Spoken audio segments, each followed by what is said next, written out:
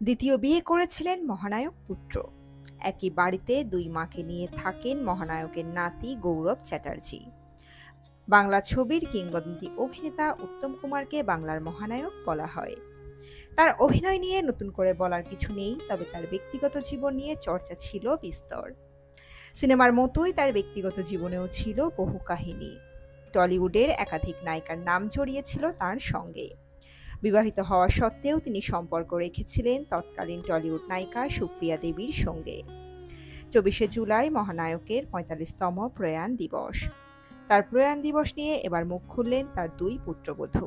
কি জানিয়েছেন তারা, বিস্তারিত থাকছে এই প্রতিবেদনে। বন্ধুরা, চ্যানেলে নতুন হলে চ্যানেলটি সাবস্ক্রাইব করে রাখতে পারেন ও ভিডিওটি ভালো লাগলে প্রচুর শেয়ার করতে পারেন। উত্তম কুমারের মতোই দুটি বিয়ে ছেলে গৌতমের। বাবা উত্তম কুমারের পথই অনুসরণ করেছিলেন ছেলে গৌতম। মহানায়কের মতো তিনিও দুবার বিয়ে করেন। তার প্রথম স্ত্রী হলেন সুমনা চট্টোপাধ্যায়। উত্তম কুমার অবশ্য সুমনা গৌতমের বিয়েটা নিজে দাঁড়িয়ে থেকে দিয়ে গিয়েছিলেন। গৌতম ও সুমনার সন্তান হলেন গৌরব। পরে অবশ্য ফের বিয়ে করেছিলেন উত্তম পুত্র। শোনা যায় গৌতমের দ্বিতীয় স্ত্রী মহুয়া চট্টোপাধ্যায়কে গান্ধর্ব মতে বিয়ে করে ঘরে তুলেছিলেন তিনি। কিন্তু উত্তম কুমারের পরিবারে সেই নিয়ে কোনো ঝামেলা অশান্তি হয়নি, কারণ চট্টোপাধ্যায় পরিবারের মান সম্মান ধুলোয় মিশে যাক সেটা কখনো কেউই চাননি। তাই সতীন হলেও একই পরিবারে একই বাড়িতে বোনের মতোই সদ্ভাব নিয়ে থেকেছেন মহুয়া সুমনা। এমনকি গৌরবের সঙ্গেও তার দুই মায়ের সম্পর্ক খুবই ভালো। ক্যালেন্ডারের পাতায় আরও একটা ২৪শে জুলাই। ১৯৮০ সালের এই দিনটায় বাঙালি চোখের জল ফেলেছিল। না, নিজের কোনো আত্মীয় বা পরমাত্মীয় বা পরিবারের কোনো সদস্যের জন্য নয়। তারা কেঁদেছিল তাদের মনের রাজা মহানায়ক উত্তম কুমারের জন্য। মহানায়কের ৪৫তম মৃত্যুবার্ষিকীতে তার গিরিশ মুখোপাধ্যায় রোডের বাড়িতে হাজির হয় ইটিভি ভারত। তিনি যেমন আম বাঙালির কাছে মহানায়ক উত্তম কুমার, তেমনি পরিবারের কারোর কাছে তিনি জ্যাজান, কারো দাদু, কারো আবার বাবি। আজও তার নাম উচ্চারণ করে কথা বলেন না যে দুজন, তারা হলে সুমনা চট্টোপাধ্যায় এবং মহুয়া চট্টোপাধ্যায়। মহানায়ক শুধুই তাদের কাছে বাবি। শ্বশুরমশাইয়ের নাম ঐতিহ্য ধরে রাখতে তাদের অবদানও কম নয়। একই স্বামীর দুই স্ত্রী হয়েও একে অপরের পরম বন্ধু তাঁরা। মহানায়কের কথা ভেবে কখনো একে অপরের সঙ্গে লড়াইতে সামিল হননি তাঁরা, প্রয়োজনও পড়েনি অবশ্য।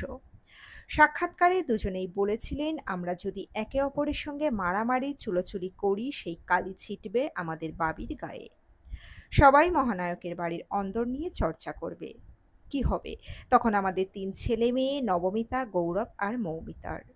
আমাদের স্বামীও মৃত্যুকালে বলে গিয়েছিলেন তার ৩ ছেলে মেয়ের যেন কোনো অবহেলা না হয়, তারা যেন ভালো থাকে।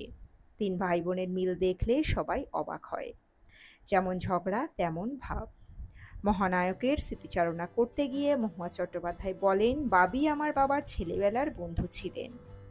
দুজনের জন্ম সালও একই সালে বাবির জন্ম ৩রা সেপ্টেম্বর আর আমার বাবার জন্মদিন ৫ই সেপ্টেম্বর। দুজনের পৈতেও একই দিনে হয়েছে।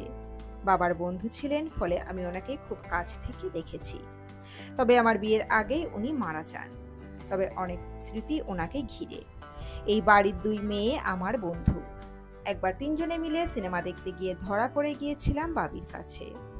আমাদের বাড়িতে গিয়ে বলেছিলেন, এই যে পালের গোঁদা, কখনো সিনেমা দেখার ইচ্ছা হলে আমাকে বলবে। বাবি যেসব ছবিতে ভিলেনের অভিনয় করেন সেগুলো দেখতে দিতেন না। একটা কথাই বলতে হয়, এই বাড়ি খুব রক্ষণশীল, নিয়মকানুনে বাঁধা এদের জীবন। তিনি আরও বলেন, স্কুলে যখন লোকাল গার্জিয়ানের নাম লিখতে বলা হয়েছিল, মনে আছে বাবি আমার বাবাকে বলেছিলেন তার নাম লিখতে। মহানায়কের জন্মদিনের থেকেও মৃত্যুদিন বেশি পালন করে বাঙালি। এই প্রসঙ্গে মহুয়া চট্টোপাধ্যায় বলেন, সবথেকে বড় কথা, কজন লেজেন্ডের জন্ম মৃত্যুদিন এভাবে মনে রাখে মানুষ। মুম্বাই ফিল্ম ইন্ডাস্ট্রিতে রাজ কাপুরের অবদান কম নয়। ওখানে জনে জনে জিজ্ঞেস করুন তো রাজ কাপুরের জন্ম ও মৃত্যু তারিখ। কেউই হয়তো পারবে না বলতে, কিন্তু আমাদের বাবিরটা সবাই জানে, মনে রাখে। বাবি কাজ করতে করতে চলে গিয়েছেন, মানে রাজা রাজ্য শাসন করতে করতে চলে গিয়েছেন, যাকে বলে কিং এক্সিট। এভাবে যে রাজা চলে যায় তাকে সবাই মনে রাখে, আর সে যদি দয়ালু রাজা হয়। আমাদের বাবি তেমনই একজন। তিনি আরও বলেন, আমাদের বাড়ির সবার পুষ্টি বিচার করেন এমন একজন জ্যোতিষী একবার আমার বাবির জন্মছক চেয়েছিলেন। আমি দেওয়ার পর উনি দেখে বলেন, বাবির জন্মছকের সঙ্গে ভগবান শ্রীকৃষ্ণের জন্মছকের হুবহু মিল। ভগবান শ্রীকৃষ্ণের মৃত্যুর পর যেমন তার খ্যাতি আরও বেড়েছিল, বাবিরও তাই।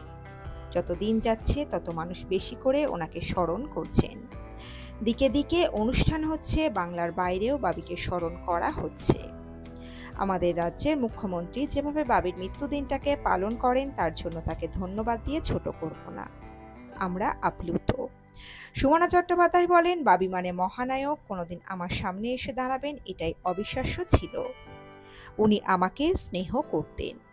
খুব বেশি কথা আমার সঙ্গে হতো না, তবে দেখলেই কথা বলতেন। বাবির জন্মদিনে মামি অর্থাৎ উত্তম জায়া গৌরদেবী ওনাকে নিজের হাতে রান্না করে দিতেন, পোলাও, মাছ, চিকেন, পায়েস। উনি ভালোবাসতেন কলাইয়ের ডাল, আলু পোস্ত, ফিশ ফ্রাই, কাঁটার ঝাল, তবে নিরামিষ বেশি ভালোবাসতেন। মহুয়া চট্টোপাধ্যায় আরও বলেন, এই বাড়ির আরও 2 ছেলে তরুণ কুমার এবং বরুণ কুমারও নিরামিষ খেতে ভালোবাসতেন। শুক্তো, বড়ি দিয়ে শাক ভাজা, ডুমুরের ডালনা, ধোকার ডালনা, পাঁপড়ের ডালনা, এঁচড়ের কুপ্তা, কত কী না রান্না হতো। বিয়ে হয়ে আসার পর আমাকে অন্তত একটা পদ রাঁধতে হতো, এটা আমাদের স্বামীর নির্দেশ ছিল। রান্নার ঠাকুর ছিলেন, তাও রাঁধতে হতো। বাবি আমার বিয়ের আগে আমার হাতের রান্না আমার বাপের বাড়িতে খেয়েছেন। আমি এখানে আসার আগেই বাপি গত হয়েছেন, তাই এখানে আর খাওয়াতে পারিনি। জানা গেল মহানায়ক কোনো ওপেনিং অনুষ্ঠানে যেতেন না, তবে ফাটাকেষ্টর কালী পুজোতে তাকে যেতে হয়েছিল। মহুয়া চট্টোপাধ্যায় বলেন, কেননা উনি বাবিকে রীতিমতো হুমকি দিয়েছিলেন না গেলে। আরেকবার সুব্রত মুখোপাধ্যায় আর প্রিয়রঞ্জন দাসমুন্সী বাবিকে একটা অনুষ্ঠানে নিয়ে গিয়েছিলেন, সেই অনুষ্ঠানটা থেকে উঠে আসা অর্থ গরিবদের দেওয়া হবে বলে। তাই বাবি রাজি হন, কথা দেন যে যাবেন। কিন্তু সেদিন তুমুল বৃষ্টি কলকাতা শহরে। যেখানে গেলেন সেখানে বৃষ্টি ছিল না, কিন্তু উনি গেলেন জল ঠেলে, বিনা পয়সায় হাজিরা দিলেন সেই অনুষ্ঠানে। এই ছিল তার কথার দাম। কাউকে একবার কথা দিলে তিনি ফেরাতেন না। মহানায়ক অভিনীত ছবির দুজনের পছন্দের নাম জানতে চাইলে উঠে আসে নায়ক, অগ্নিশ্বর, বিকেলে ভোরের ফুল, খোকাবাবুর প্রত্যাবর্তন, বাঘবন্দি খেলা, ব্রজবুলি, অপরিচিত, জীবন জিজ্ঞাসা, নিধিরাম সর্দারের নাম। তবে দুজনেরই বক্তব্য, মহানায়কের সব ছবি তাদের পছন্দের। প্রশ্ন করা হয়, মহানায়ককে তারা কখনো রাগতে দেখেছেন কিনা। মহুয়া চট্টোপাধ্যায় বলেন, রাগী ছিলেন না মোটেও, তবে অন্যায় দেখলে প্রতিবাদ করতেন, অনিয়ম পছন্দ করতেন না। সেটাকে যদি কেউ রাগ বলে তাহলে রাগ। তবে নিধিরাম সর্দার ছবি শুটিংয়ের আগে মেকআপ চলাকালীন কেউ বিরক্ত করলে রেগে যেতেন, কেননা অনেক কষ্ট করে করতেন মেকআপটা। গরম মোম কাজে লাগিয়ে মেকআপ হতো, আবার মেকআপ তোলাও হতো গরম মোম ঢেলে।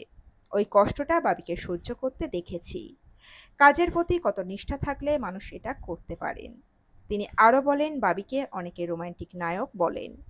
আমি বলবো ওর মতো ভার্সেটাইল অভিনেতা বিরল।